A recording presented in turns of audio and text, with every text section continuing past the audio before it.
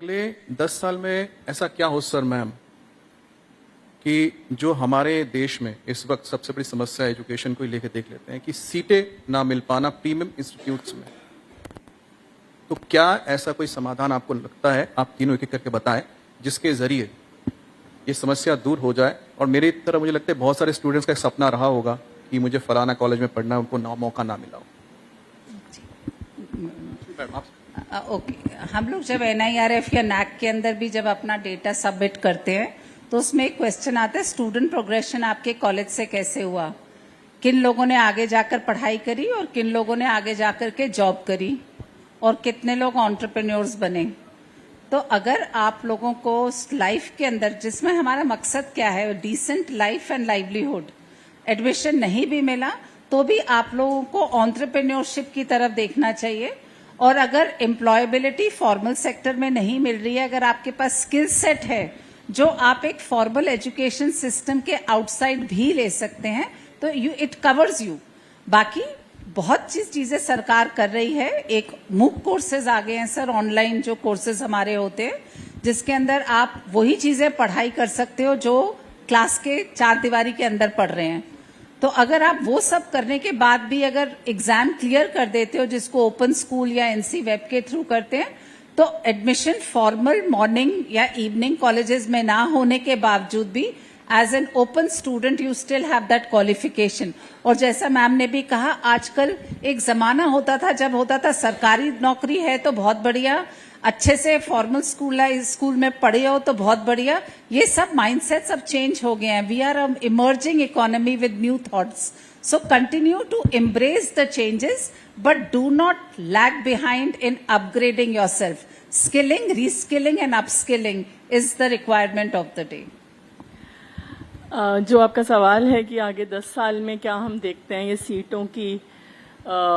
कमी जो है वो पूरी हो पाएगी या नहीं हो पाएगी, तो आज हम एक ऐसे एरा में हैं, डिजिटल एज में हैं,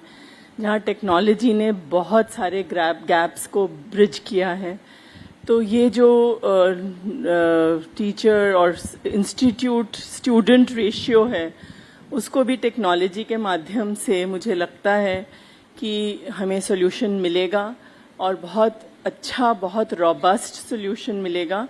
ऑलरेडी काम चल रहा है और हमको पूरी उम्मीद है कि हम उस पर अपने सिस्टम्स को कन्फर्म कर पाएंगे और ऐसी ट्रेनिंग मिलेगी स्टूडेंट्स को through this technology driven medium कि उनको फिजिकल प्रेजेंस तो खैर बहुत अच्छी होती है, बट डेफिनेटली कोई बैलेंस मिलेगा जिससे कि हम एक कंप्लीट लैंडस्केप की लर्निंग करा सकेंगे बच्चों को। और while they are some students who miss out, जिनको नहीं मिल पाता, तो उनको अपने गैप्स जो हैं वो फिल करने के लिए एडिशनल स्किलिंग, जैसे मैडम कह रही हैं, और जितनी भी एडिशनल वैल्यूज, अपनी वैल्यू एडिशन वाले कोर्सेज भी हैं, स्किल वाले कोर्सेज हैं, जिसकी आजकल बेसिकली हमको अल्टीमेटली हमें एक ऐसा लर्नर बनना है और बनाना है जो अपनी कैपेबिलिटीज को समझ सके। मैम आपने बहुत अच्छी बात बोली, डिजिटल माध्यम, बिल्कुल वो एक माध्यम बड़ा आपका हमारा पर्पस ही एजुकेशन का ये है कि जिस सिर्फ ट्रांसमिट करने के लिए नहीं है नॉलेज, एक ऐसा प्लेटफॉर्म जहाँ क्वेश्चन कर सकें, जहाँ क्रिएटिव हो सकें, जहाँ एक्सप्लोर। बिल्कुल सर, मैं डेटा आपका सुन रहा था कि आपने कहा 12 लाख से कम, 12 लाख के करीब CBCS, उससे कम नहीं गया। इसका मतलब कि कुछ बच्चे बाहर पहले ही जा रहे हैं।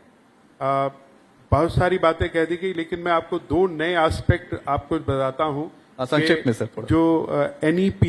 2020 के तहत आते हैं कि अगर आपने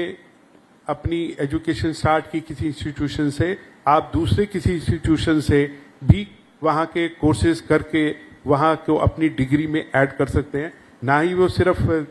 भारतवर्ष का कोई दूसरा इंस्टीट्यूट हो, आप ट्विन डिग्री भी कर सकते हैं, अर्थात आप एक पूरे का पूरा सेमेस्टर किसी और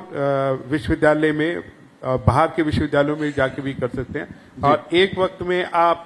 2 डिग्री भी कर सकते हैं। तो बहुत सारे स्किल, इतनी सारी चीजें आ गई हैं कि अगर आप थोड़ा सा ध्यान देंगे तो कॉलेज या डिजिटल मोड या ओपन लर्निंग, तो sir sky is the limit now.